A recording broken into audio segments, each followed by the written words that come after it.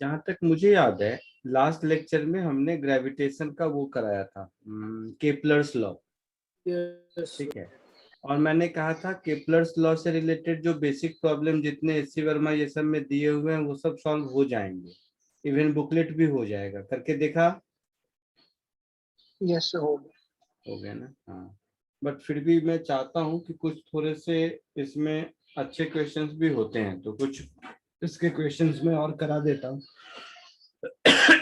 फिर next lecture से हम लोग इलेक्ट्रोस्टैटिक्स में शिफ्ट हो जाएंगे। ठीक है? डाउट्स कब लोगे? इसके तो सिर्फ लास्ट असाइनमेंट के डाउट्स बचे होंगे ना? और सर मॉड्यूल भी 3 के भी बचे हैं सर, और मॉड्यूल के भी बचे हैं, और 4। तो असाइनमेंट 3 हो गया था। असाइनमेंट 3 हुआ था शायद। ठीक है, चलो डाउट्स ही कर लेते हैं, ये बाद में करते रहेंगे, तो एडिशनल प्रैक्टिस के लिए मैं कह रहा था। डाउट्स बताओ। सर पहले थोड़ा नहीं सर, अभी क्वेश्चंस प्रैक्टिस कर लेते हैं ना सर, फिर डाउट्स कर लेंगे। सर डाउट्स में मेंटरशिप में भी पूछ लेंगे कभी। डाउट्स में क्या है कि डाउट्स में तुम लोग ज्यादा डाउट पूछोगे, फिर पूरा क्लास चला जाएगा, इसलिए चाह रहा हूँ कि डाउट्स कर लो, खत्म कर लेते हैं, काम है। जैसा नहीं सर, बोलो, पहले आप मतलब क्वेश्चंस करा दो ना सर, वो हाँ बेटर। सर। हाँ सर। ठीक है, तो कुछ अलग टाइप के क्वेश्चंस करते हैं।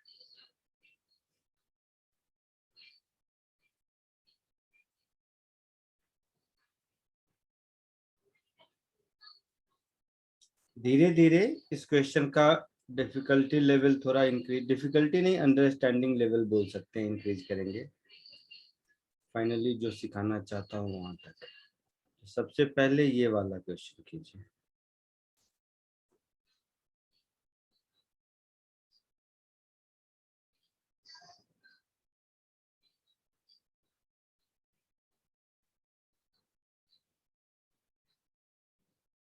जरूरत नहीं है, बट इसके करस्पॉन्डिंग डायग्राम भी दे देता हूँ ताकि थोड़ा बहुत अंदाजा लगे कि क्या चल रहा है। ठीक है, कोशिश करो।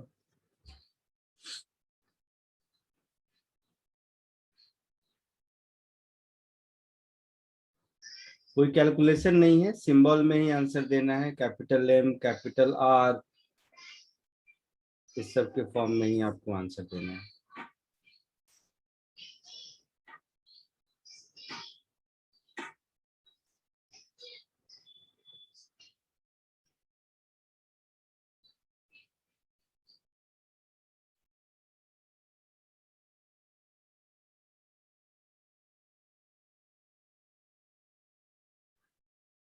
बोलो, कुछ आया? 1 minus root 2 into root gm by r। Very good. कैसे किया? पहले half mv squared equal to gmm by r squared। तो इनिशियल वेलोसिटी रूट एक 2 मिनट एक मिनट एक मिनट, फिर से बोलो, क्या कह रहे हो? क्या करूँ? Half mv squared। Small M हाँ V square is equal to gravitational force gm। G M M by R square. हाँ तो फिर वो भी root 2 gm by r। So V मिल गया root G M by R. ये भी किस चीज का है? किस चीज का स्पीड है? सर आपने Spaceship। gm by r square लिख दिया यार। हाँ, हाँ सर आ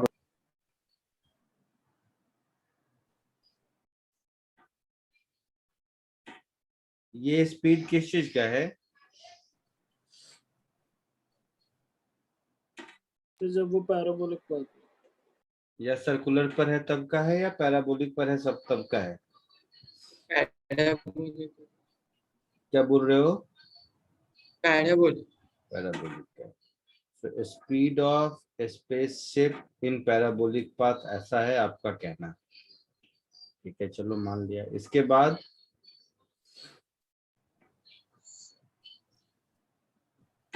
तो फिर mv squared by r equal to gm by r square। तो उधर से जो ऑर्बिट के लिए चाहिए वो आ जाएगा v equal to root M gm V by R, M V square by R is equal to G M M by R r square. square। ये हो गया सर्कुलर ऑर्बिट के हिसाब Yes। से, है ना? तो इससे भी तो तुम्हें, अच्छा यहाँ पर 2 आएगा ना? Yes।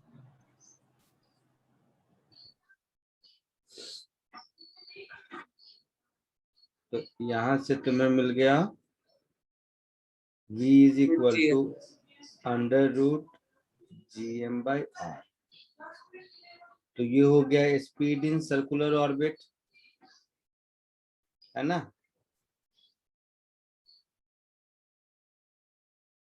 तो दोनों का डिफरेंस पूछा है। Yes sir. तो ये हो जाएगा अंडर रूट gm/r इंटू √2 - 1, ऐसा। तो 1 - 1।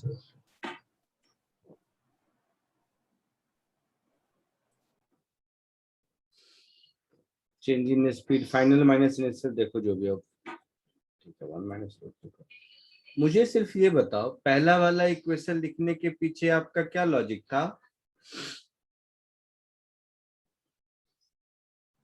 वही पोटेंशियल एनर्जी और काइनेटिक। क्यों लेकिन ऐसा किया?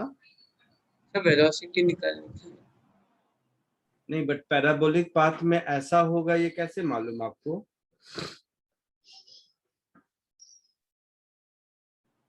Energy constant. हाँ, क्यों ऐसा होगा?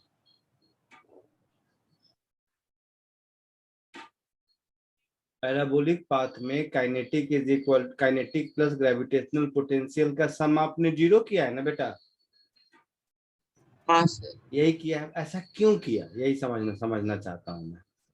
सही किया आपने, आपका आंसर बिल्कुल सही है। मैं जस्ट एक फंडामेंटल सिखाना चाहता हूं इसके लिए।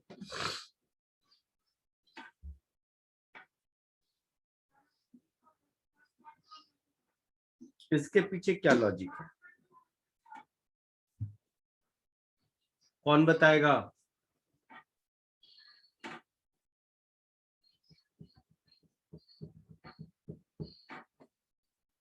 सर टोटल एनर्जी तो कांस्टेंट होगा ना। तो 0 क्यों होगा?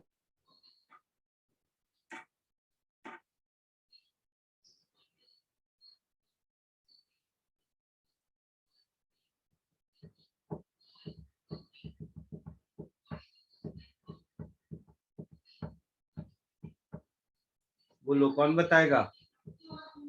ओरली बताना है, कुछ दिमाग नहीं लगाना है। सर पैराबोलिक पाथ है तो फिर कहीं इन्फिनिटी से आ रहा होगा, इसलिए इन्फिनिटी पे 0 होगा। हाँ, वेरी गुड। ये बाउंडेड ऑर्बिट नहीं हुआ ना, इसीलिए डायग्राम दिया था। बाउंडेड ऑर्बिट तो है नहीं, कहीं ऐसे इधर से आ रहा है। तो यहाँ जहां कहीं से भी आ रहा है वहां पर ग्रेविटेशनल पोटेंशियल तो 0 ही होगा ना। समझ रहे हैं? जो जो पैराबोलिक पाथ होता है वो तो इन्फिनिटी से आता है ना, समझ रहे? दोनों ओर बाउंडेड कहीं नहीं रहता है। हाँ सर। ये बात समझ में आई? Yes sir. हाँ, इसके लिए ऐसा होगा। आई बात समझ में? यही अगर क्वेश्चन में Yes. पैराबोलिक पाथ नहीं लिखा हुआ होता तो हम ऐसा नहीं कर सकते हैं। एलिप्टिकल पाथ लिखा हुआ होता, कुछ और लिखा होता, तो हम ऐसा नहीं कर पाते। ये बात सबको समझ आया? हाँ सर। हाँ सर। ये समझाना मेरा पर्पस था। ठीक है, इस क्वेश्चन का पर्पस समझ आया क्या है?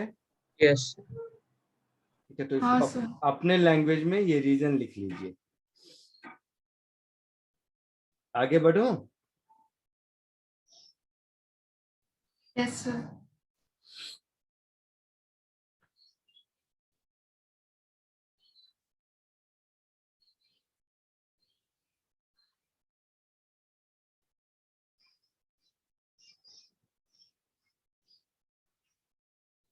थोड़े अलग अलग टाइप के क्वेश्चंस करते हैं। एक ये देखो, देखते हैं इसमें।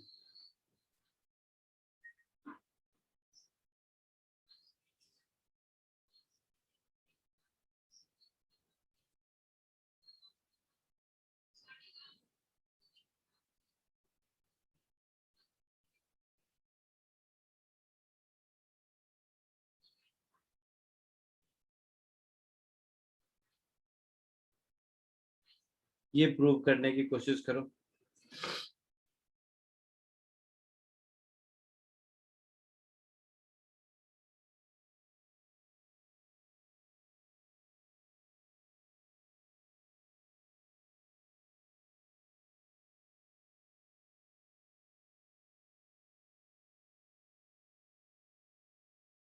Done sir.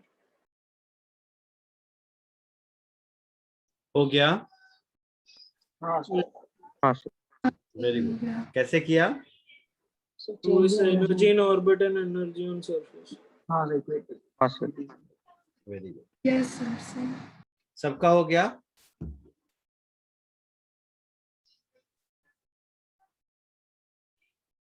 ये टाइम कैसे आया बताइए? C into CT T delta T हो जाएगा तो ये क्या बोल रहे हो, फिर से बोलो। Sir. C into T Initial change in of अच्छा, time. हाँ हाँ, कांस्टेंट रेट तो सी दिया हुआ है, हाँ कोई हाँ। दिक्कत नहीं है। तो constant rate C into time T is equal to delta ई।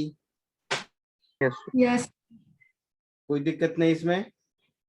किसी को दिक्कत है क्या? नहीं सर।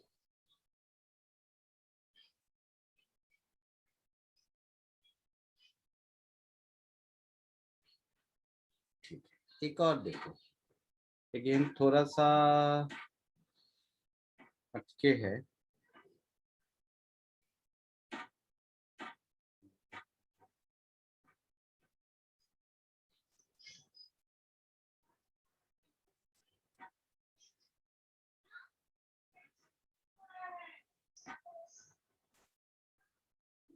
इसको थोड़ा ठीक से करना।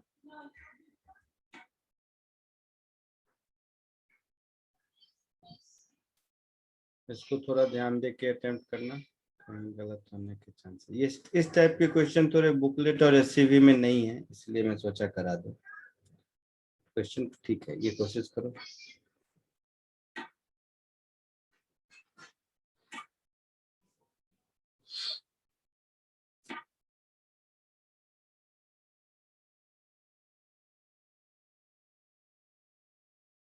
सर हो गया। सर आंसर आया। आ गया? क्या टाइम आया बताओ? Sir m by alpha sir n into R under root n into R minus root R divided by root G M into m by alpha is equal to t।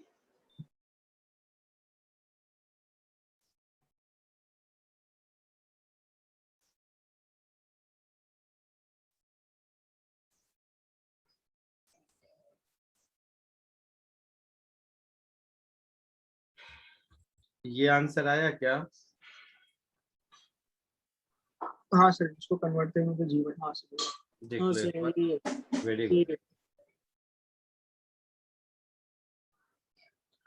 कैसे किया? सो s को m dv by dt लिखा, फिर वो zero मतलब, तो उसके बाद उसको इक्वेट किया अल्फा v स्क्वायर। हाँ सर एफ बाय एम को एक्सीलरेशन लेके डीवी बाई डी टी। हाँ सर। और फिर चेंज इन वेलोसिटी निकाली। और कोई?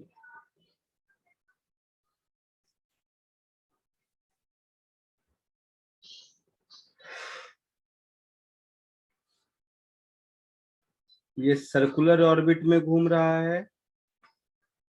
यस। तो सर्कुलर ऑर्बिट में टोटल एनर्जी अगर आपको याद हो तो minus G capital M small M upon 2r ऐसा होता था, यस।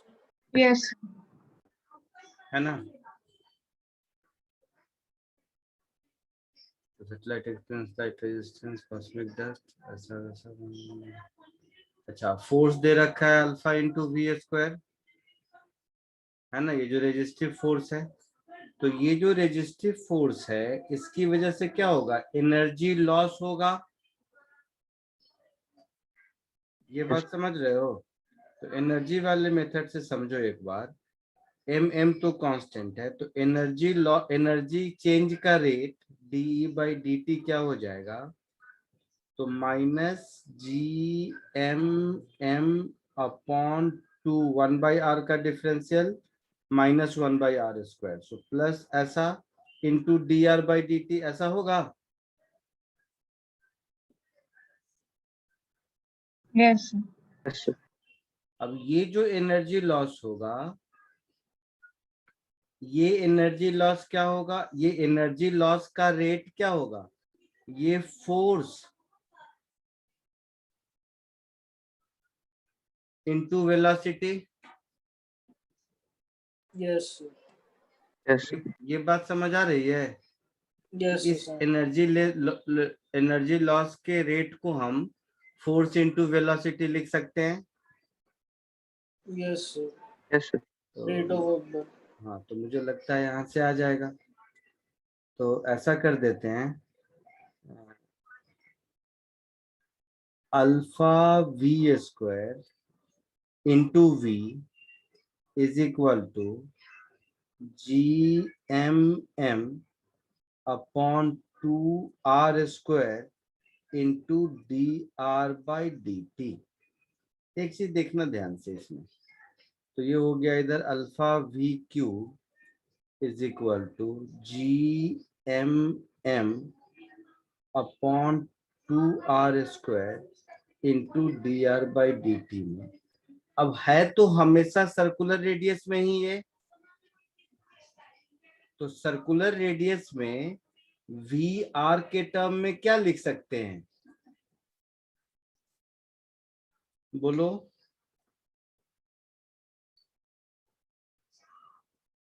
देखो ऊपर कितनी बार तो किया है, Yes, sir. Root GM by.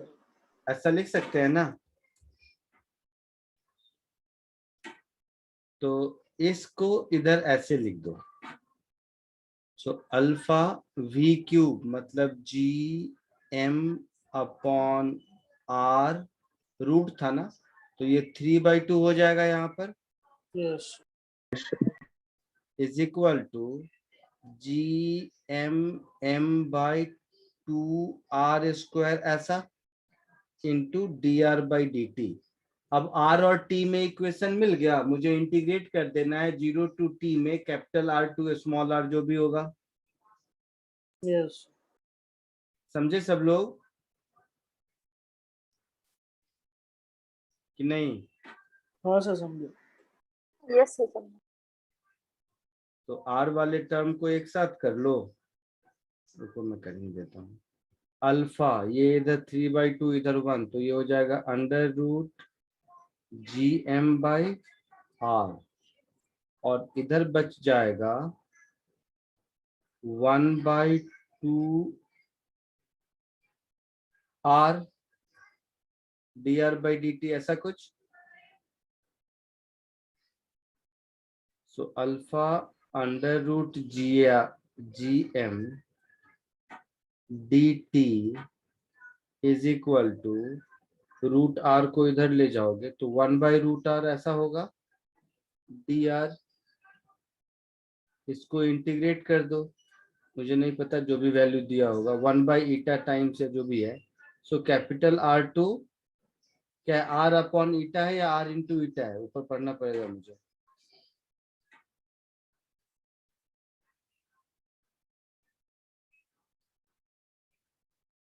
अच्छा, सर्कुलर और भुज radius exceed the radius of moon eta times, तो ईटा R से R तक होना चाहिए ना, ठीक है? हाँ sir Yes. Eta R to R, तो इसको इंटीग्रेट कर दो, टाइम मिल जाएगा, शायद मिलेगा। बोलो आएगा या मैं करके दिखाऊं? नहीं सर आया आएगा आ ना? जाएगा सर. ठीक, थोड़ा माइनस प्लस का चक्कर देख लेना, क्योंकि मुझे लग रहा है कि यहाँ पर ये कहाँ गया, D by D T positive आया है ना? तो D by D T positive आया है, मतलब ये जो टर्म है ये रेट ऑफ एनर्जी इंक्रीज है, तो एनर्जी डिक्रीज के लिए यहाँ इन दोनों में से किसी एक साइड माइनस लगाएंगे, समझे? Yes. हाँ sir. है ना? तो या रेजिस्टिव फोर्स है तो मैं इधर ही माइनस लगा देता हूँ, तो वो कहीं कहीं माइनस प्लस का चक्कर होगा, एक बार देख लेना। क्लियर है? Yes sir. आगे बढ़ूं? कॉपी करना है, सो 2 मिनट एनर्जी वाला मेथड देखो. लिखिए। फोर्स मेथड से भी कर सकते हैं, एनर्जी मेथड से भी कर सकते हैं।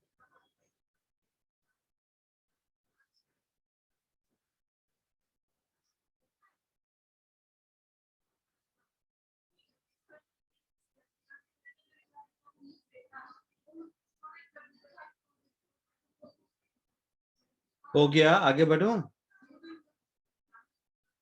Yes. थोड़ा बहुत सॉलिड एंगल का आइडिया है क्या?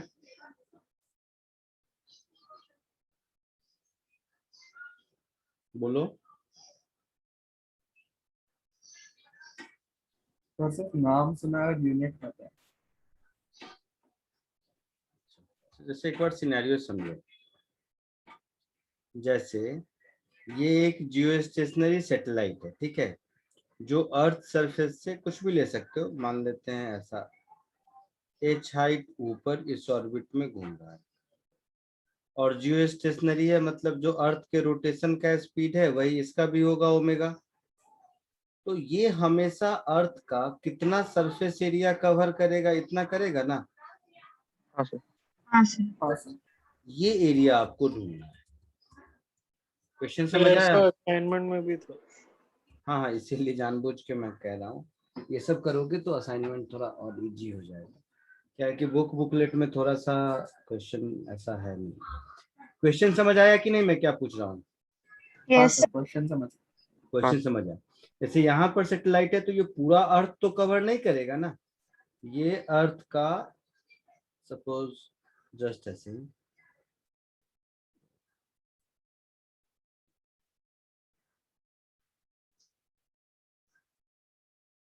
इतना ही पोर्शन ऑफ एरिया कवर करेगा ना। हाँ सर।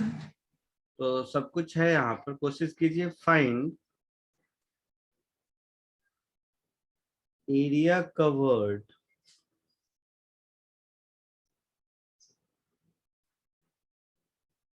by the satellite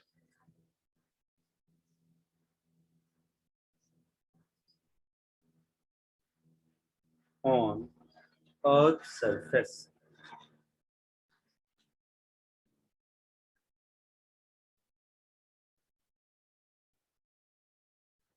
ठीक है, कोशिश करो। क्वेश्चन नंबर 4 होगा ये। हाँ सर।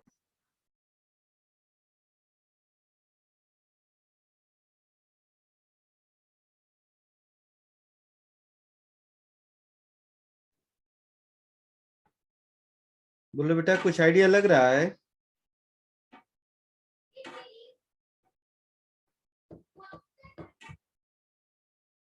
बोलो कोई।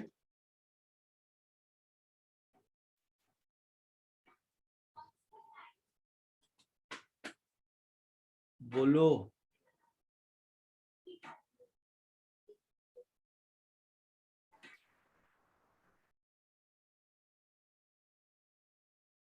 कुछ आइडिया लग रहा है या नहीं? चलो मैं बता देता हूँ मतलब ऐसे उससे। कोई डायरेक्ट आइडिया से कोई लग नहीं रहा। हाँ डायरेक्ट मैं ऐसे तो मैं समझा देता हूँ इसको, लेकिन एक छोटी सी चीज समझो तो पढ़ा देता हूँ, अगले चैप्टर में बहुत ज्यादा काम आएगा। गॉस लॉ जब पढ़ेंगे इलेक्ट्रोस्टैटिक्स का सेकेंड पार्ट, तो उस ग्रेविटेशन में तो इसके चलो बहुत कम क्वेश्चन मिलते हैं, और उसके आगे भी मतलब ये आगे आने वाले हर जगह काम आएगा। तो डायरेक्टली मैं ये क्वेश्चन सॉल्व करूं उससे पहले एक सॉलिड एंगल का छोटा सा कॉन्सेप्ट बता देता हूं, ठीक है? उसके बाद हो सकता है ये आप खुद सॉल्व कर लो। Okay sir. कंट्रोल एक्स, क्योंकि जब कर ही रहा हूं तो सीधे क्वेश्चन सॉल्व कर दूंगा, तो फिर अगले चैप्टर में मुझे पढ़ाना पड़ेगा। तो उससे अच्छा है कि मैं अभी वो छोटा सा ही कॉन्सेप्ट एक सिखा भी दूं।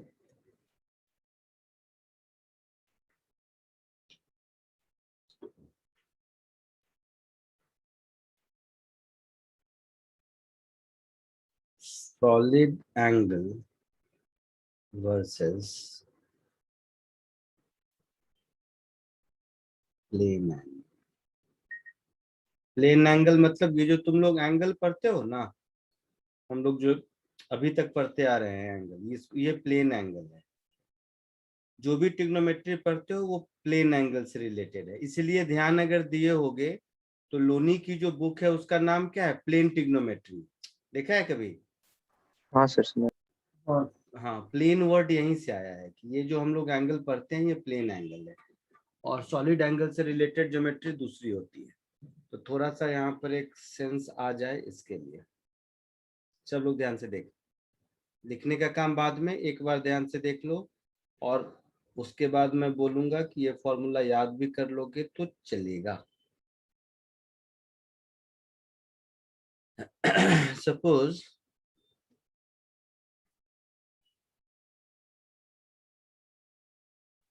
पूरे सॉलिड स्फीयर का सरफेस एरिया तो 4πr² होता है। हाँ हाँ सर। तो कभी भी मान लो मुझे एक सर्टेन सेक्शन का एरिया निकालना है, मान लो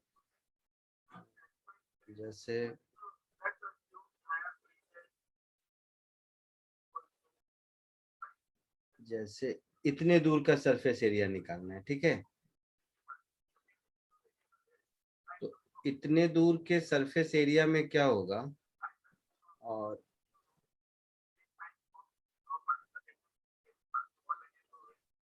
क्या आवाज आ रहा है,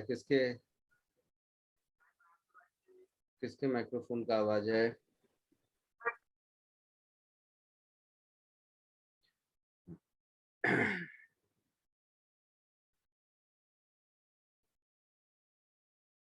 मान लो ये एंगल थीटा है, मैं ऐसे सोचता हूं कि सपोज यहां से थीटा एंगल पर इन जनरल कोई छोटा सा डी थीटा सेगमेंट ले लें, तो ये जो रेड कलर का एक स्ट्रिप आपको दिख रहा है दोनों साइड, उस साइड भी होगा, मैं बना नहीं पा रहा हूं, समझ रहे हो ना। इस स्ट्रिप का अगर एरिया मिल जाए तो मुझे इसी को इंटीग्रेट कर लेना है थीटा इज इक्वल टू 0 से थीटा तक। हाँ सर। हाँ क्लैरिटी है? यस तो ये कैपिटल आर है, हो गया ये एंगल थीटा हो गया, तो ये आर कॉस थीटा, ये आर साइन थीटा, तो small R is capital R sine theta में लिख देता हूँ। तो ये जो रेड कलर का एरिया है डी ए ये मेरा हो जाएगा 2 pi small R into capital R D theta. हाँ sir. So 2 pi capital R square sine theta D theta, ये डी ए होगा। Yes sir. तो इसको अगर मैं इंटीग्रेट कर दूं तो 2 pi capital R square integral sine theta D theta from 0 to theta, तो मेरा काम चलेगा। Yes sir. तो ये हो जाएगा 2 पाई r² साइन का इंटीग्रल माइनस कॉस। तो माइनस कॉस थीटा 0 से थीटा होगा ऐसा। हाँ सर। तो 2 पाई r cos 0 1 होता है, तो ये 1 माइनस कॉस थीटा हो जाएगा ये एरिया। हाँ सर। ये हो गया एरिया। अब ऐसे सोचो, वैसे यही एरिया मुझे बताना था, इसको ऐसे भी समझ सकते हो, तो एक ये स्टैंडर्ड रिजल्ट चाहो तो याद कर सकते हो, बट ध्यान रहे इस रिजल्ट के साथ ये ज्योमेट्री कि इसमें थीटा किधर से लिया हुआ है ना, है ना। हाँ अब इसी के साथ हम लोगों को ये तो मालूम है कि पूरे स्फीयर का सॉलिड एंगल 4 पाई होता है ना। सुन रहे हो तुम लोग मेरी बात? Yes, sir. तो ये जो पूरा सॉलिड एंगल होगा ऐसा, ये 3 डायमेंशनल सॉलिड एंगल विजुलाइज कर पा रहे हो तुम लोग? हाँ हाँ सर। हाँ सर ये जो सॉलिड एंगल होगा, इस सॉलिड एंगल को मैं ऐसे लिख सकता हूं कि जैसे ये पूरा सॉलिड एंगल जब 4 पाई है तो सरफेस एरिया 4 पाई r² है। Yes sir. तो a बाय r² होगा। है ना। तो ये area A upon R square होगा। शायद फर्स्ट लेक्चर में वेक्टर के समय मैंने बताया भी होगा आप लोगों को, पहला लेक्चर जब आपका स्टार्ट हुआ होगा। समझे मेरी बात। तो इस थीटा एंगल के क्रॉसपॉन्डिंग जो सॉलिड एंगल हो जाएगा, ये वैल्यू यहाँ सब्स्टिट्यूट करने के बाद उसका एक फॉर्मूला बोल दो या जो बोल दो, ऐसा होगा 2 पाई इंटू 1 - cos थीटा। मतलब इस डायग्राम में अगर ये प्लेन एंगल थीटा है तो इसके क्रॉसपॉन्डिंग सॉलिड एंगल इतना होगा। ये भी एक स्टैंडर्ड रिजल्ट है जो आगे आने वाले कुछ चैप्टर्स में भी बहुत ज्यादा यूज होगा। क्लियर है यहाँ तक। Yes sir. यस तो अब आप लोग ये इसको कॉपी करने के बाद इस क्वेश्चन को अटेम्प्ट करोगे तो शायद हो जाएगा। ठीक है, तो इसको कॉपी कर लीजिए और कॉपी करने के बाद इस क्वेश्चन को दोबारा अटेम्प्ट कीजिए। ठीक है, यस।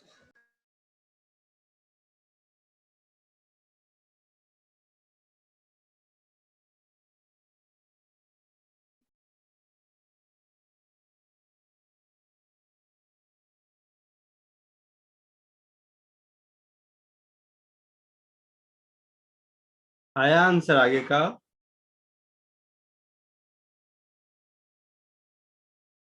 बोलो, आवाज आ रही है। Yes sir. मैं बोला कॉपी कर लिए। हाँ सर। आगे का आंसर आया। मुझे नहीं आया। क्यों नहीं आया। तो जो ऊपर में ऐसे समझो, जो ऊपर में फॉर्मूला देखा था उसी फॉर्मूला के हिसाब से ये एरिया कितना हो जाएगा। एरिया का क्या फॉर्मूला आया था देखो, 2 पाई r² 1 - cos थीटा। तो 2 pi r² into 1 - cos theta. ध्यान से सीखो एक चीज।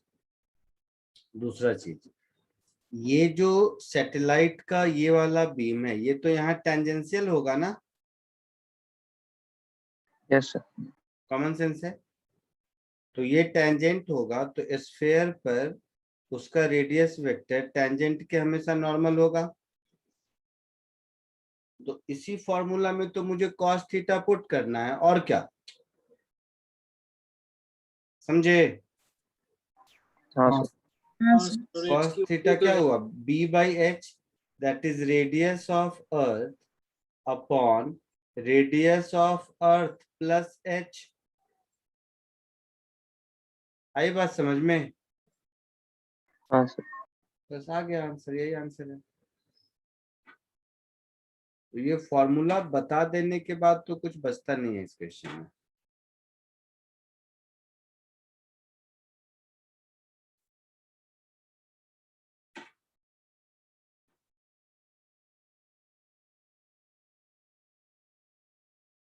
आया समझ में। यस आगे बढ़ो। हाँ सर। हाँ सर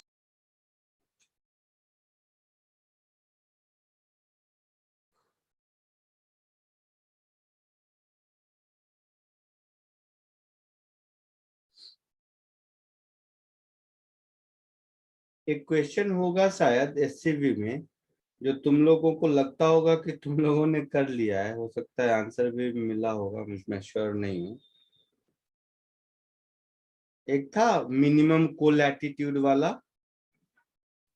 हाँ सर नहीं हाँ सर हाँ हाँ, चलो एक बार उसको भी कर लो।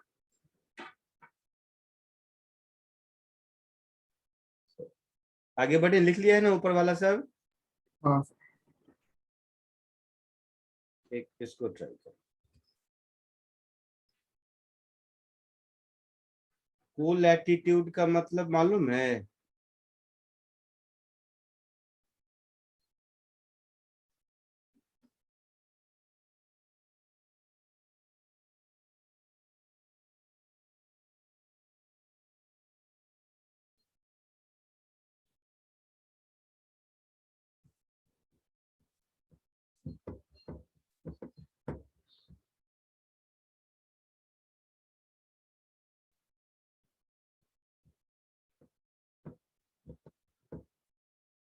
बोलो, कोलैटिट्यूड का क्या मतलब हुआ या लैटिट्यूड का?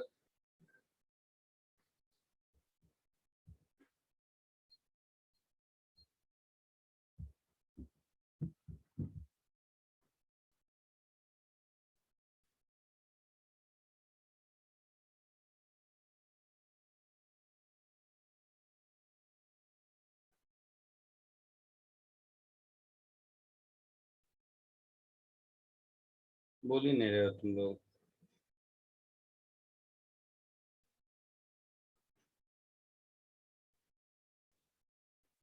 देखो, ये जो डायग्राम अभी दिया था, यही डायग्राम में ये जो एंगल है ना,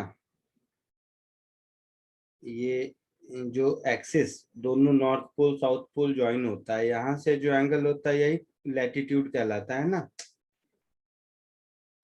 लैटिट्यूड लॉन्गिट्यूड मालूम है ना? हाँ सर। तो यही लैटिट्यूड कहलाता है। तो मिनिमम कोलैटिट्यूड दैट कैन रिसीव्ड, तो जैसे जैसे यहां से लेकर यहां तक रिसीव करेगा, डिपेंड करता है सैटेलाइट कितना है। हाँ सर। तो इसकी वैल्यू मिनिमम इस लैम्डा से लेकर 90 तक होगी ना। हाँ सर। ये मिनिमम एंगल हुआ और ये मैक्सिमम एंगल हुआ 90 डिग्री। तो ये लैम्डा मुझे निकालना है। समझ आया क्या निकालना है? हाँ सर। होगा। एक और ट्रिक है छोटा सा, इसके लिए रुका हूं, बट कोशिश करो। ट्रिक नहीं, कॉमन सेंस है वैसे।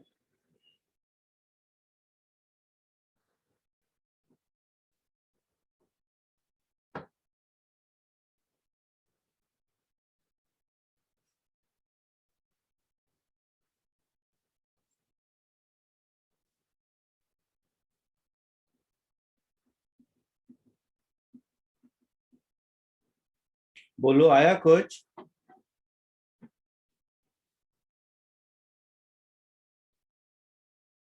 नहीं तो मेरी बात बताओ, पहले क्या करो, जियो स्टेशनरी सैटेलाइट है, हाँ या ना? यस। यस। तो इस जियो स्टेशनरी सैटेलाइट के लिए एच का वैल्यू तो फिक्स होगा ना।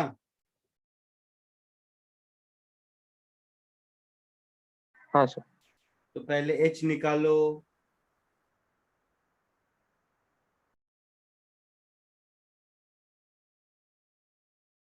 और ये 90 हो गया, ये लैम्डा है, तो ये 90 माइनस मतलब ये लैम्डा होगा। तो P by H sine theta, sine lambda is equal to radius of earth upon radius of earth plus H. तो यहाँ से लैम्डा की value sine inverse radius of earth upon radius of earth plus H के बराबर हो जाएगा। तो जो काम है वो एच निकालने का है। हाँ सर। जरा जल्दी।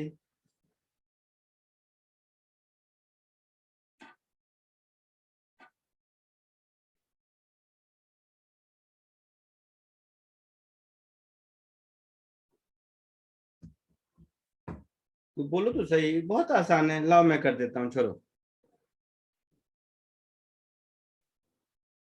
जियो स्टेशनरी है तो दोनों का टाइम पीरियड मैच करना चाहिए, हाँ ना?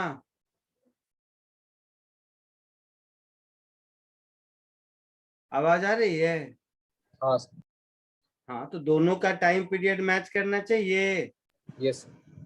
ठीक है, तो ये इसका टाइम पीरियड और इसका टाइम पीरियड, इसका सर्कुलर ऑर्बिट के टाइम पीरियड का तो फॉर्मूला है मेरे पास।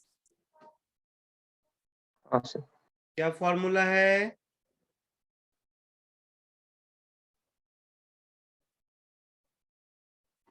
सर्कुलर ऑर्बिट में फिक्स्ड सेंटर के अबाउट टाइम पीरियड का क्या फॉर्मूला है?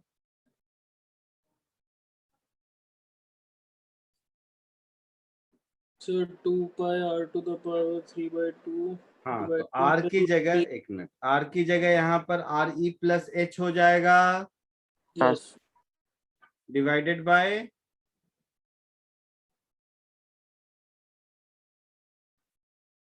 बोलो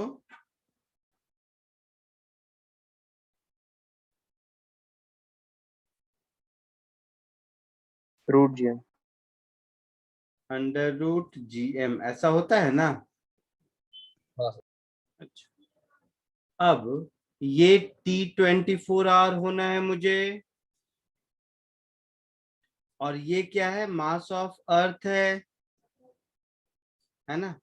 तो T is equal to 24R into 3600, मान लो ऐसा कुछ 86,400 सेकेंड्स अगर करोगे तो यहाँ पर H की वैल्यू क्या मिलेगी? अच्छा, कैलकुलेट करना इतना मुश्किल नहीं है, क्योंकि अंडर रूट GM को स्मॉल g के टर्म में रिप्रेजेंट कर सकते हो, हाँ सर, फिर पाई को रूट जी भी कर सकते हैं। और रेडियस 6400 किलोमीटर, 64 भी परफेक्ट स्क्वायर रूट है, तो कैलकुलेशन उतना मुश्किल है नहीं। मैं इसलिए बताया कि अप्रोक्सीमेटली नहीं, H की वैल्यू 6 टाइम्स रेडियस ऑफ अर्थ के बराबर होता है। आप कैलकुलेट करके भी देख लेना, क्योंकि ये फिक्स्ड वैल्यू है।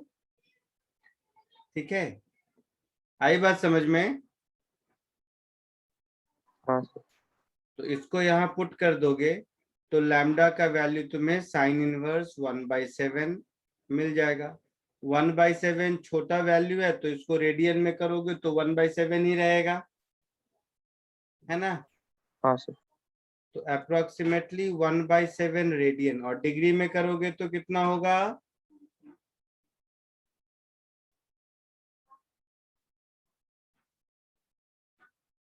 एक रेडियन कितना डिग्री होता है? 180/5।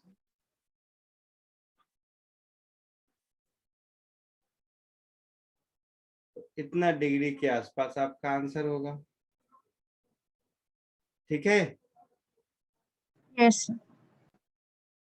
ये क्वेश्चन एससी वर्मा में भी रहता है, बट मोस्टली मैंने देखा है, पता नहीं कभी कोई पूछता नहीं है, सब लोग लगभग आ जाता है या क्या, मुझे नहीं पता उतना।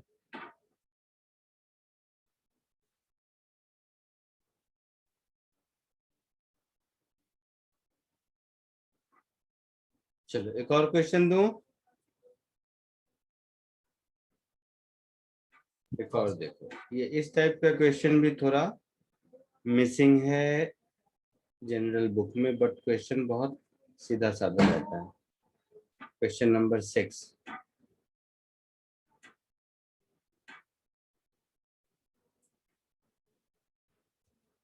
इसको कोशिश करो।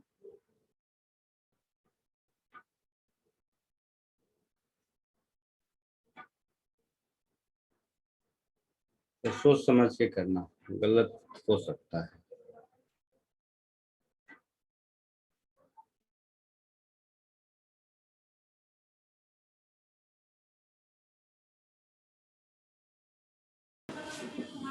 Eight root 2/3 pi r square.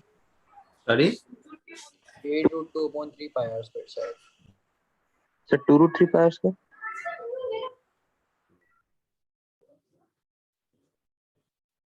नहीं और कोई? Sir 2√3 pi square. 2√3 pi R square सही है, शायद देखते हैं सॉल्व करके एग्जैक्टली।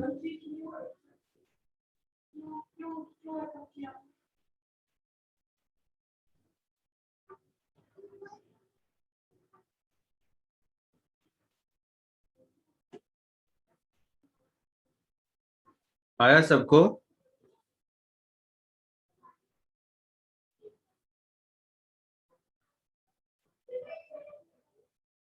आया सबको या बताने की जरूरत है? देखो इधर,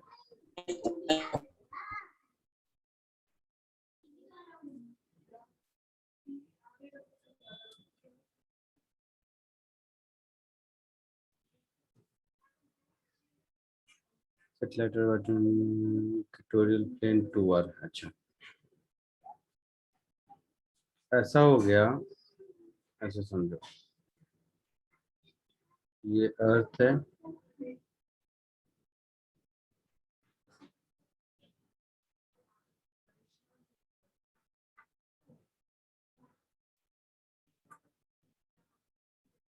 सैटेलाइट कहीं यहाँ पर है मान लो, और ये अर्थ का सेंटर है,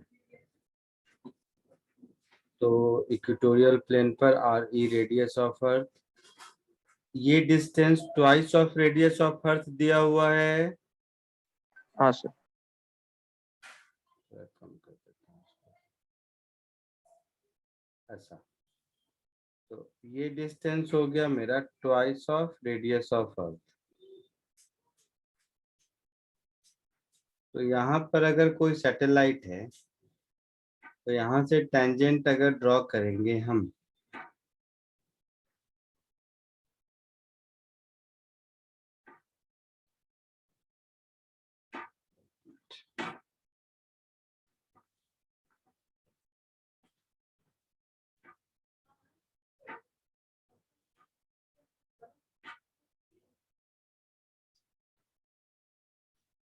कुछ ऐसा होगा।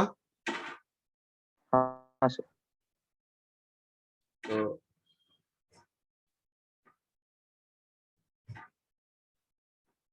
ये ऐसे परपेंडिकुलर होगा, ये एंगल अगर थीटा है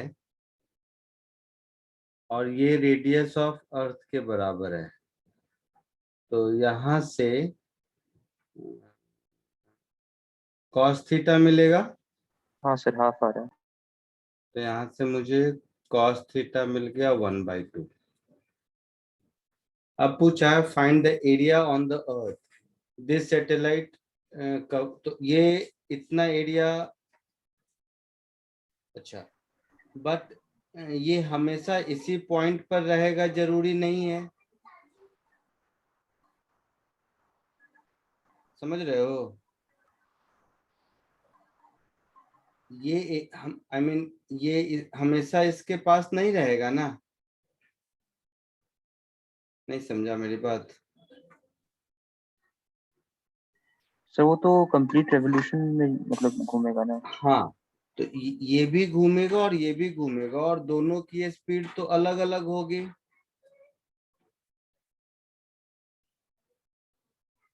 हाँ सर। ये ऐसे जाएगा और ये इक्वेटोरियल प्लेन में ऐसे जा रहा है अगर, रुको पूछा क्या, find the area on the earth the satellite will cover for communication purpose in complete one revolution।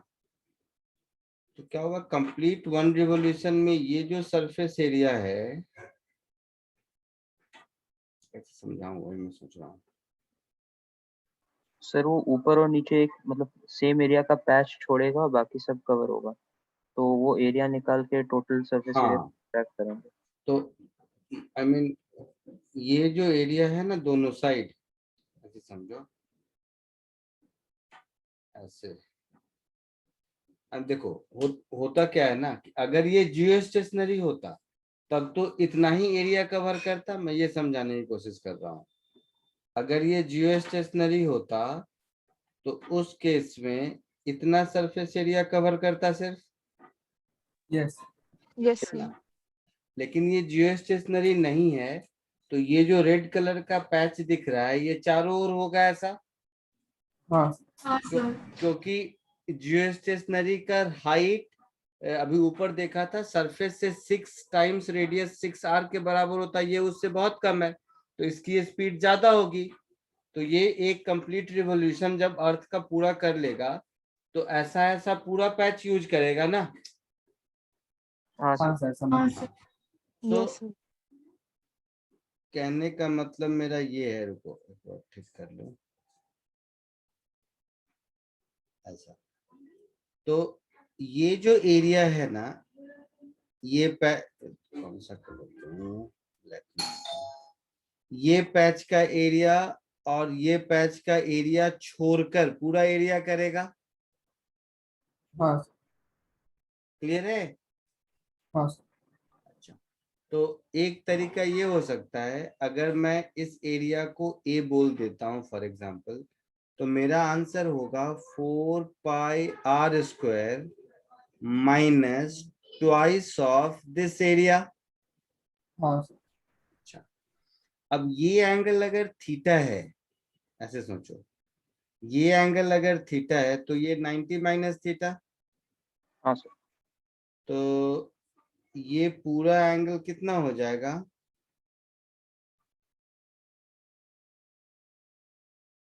I mean केवल ये एंगल 90 माइनस थीटा होगा।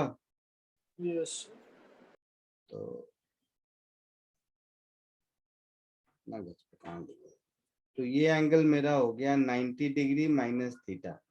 तो यहाँ पर ये जो ऊपर एरिया वाला फॉर्मूला लिखा था हम लोगों ने, वो क्या था? 2 pi R square into 1 minus 2 pi R square into 1 minus cos theta. तो यहाँ पर कॉस 90 माइनस थीटा लिखूंगा मैं। हाँ sir. So 2 pi R square into 1 minus sine theta लिखूंगा मैं। यस और इस एरिया को यहाँ सब्स्टिट्यूट कर देते हैं, तो जो आंसर हमारा होगा ये हो गया 4 pi R square minus twice A, that is again 4 pi R square into 1 minus sine theta. ठीक है, यस तो 4 पाई आर स्क्वायर चला जाएगा, minus minus plus, so 4 pi R square sine theta बचेगा, yes that is 4 pi R square. Cos theta कितना है? Half है तो साइन हाफ है, तो साइन थीटा कितना हो जाएगा? √3/2 √3/2। तो ये हो जाएगा 2√3 पाई आर स्क्वायर। तो ध्यान से देखा जाए तो ऐसे क्वेश्चन में बहुत ज्यादा फिजिक्स नहीं है, लेकिन ये थोड़ा सॉलिड एंगल का कॉन्सेप्ट ठीक रहता है तो सॉल्व हो जाता है। आया समझ में? हाँ यस सर।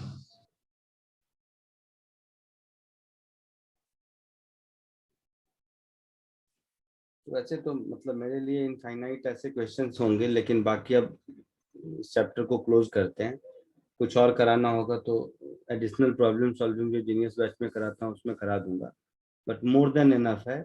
आप लोगों के बुकलेट और असाइनमेंट और एससी वर्मा के हिसाब से मोर देन सफिशिएंट है। ठीक है, सो हम लोग आप लोग सॉल्व करते रहो ग्रेविटेशन और भी, बट नेक्स्ट लेक्चर में इलेक्ट्रोस्टैटिक्स स्टार्ट कर दूंगा, फिर एक दिन बीच में रुक के ग्रेविटेशन कर लेंगे, क्योंकि आज के बाद हो सकता है कि जो असाइनमेंट मैंने दिए हैं उसमें थोड़ी और क्लैरिटी मिले और ज्यादा नंबर ऑफ क्वेश्चन सॉल्व हो जाए। हाँ सर बुकलेट के बुकलेट का एक्सरसाइज 4 और मेरे गिवन असाइनमेंट, इन दोनों में हो सकता है आज के इस प्रॉब्लम सॉल्विंग सेशन के बाद थोड़ा और आपको क्लैरिटी मिल जाए, है ना? यस ठीक है, चलो इसको कॉपी कर लो। आज के लिए इतना ही, नेक्स्ट लेक्चर में मिलते हैं।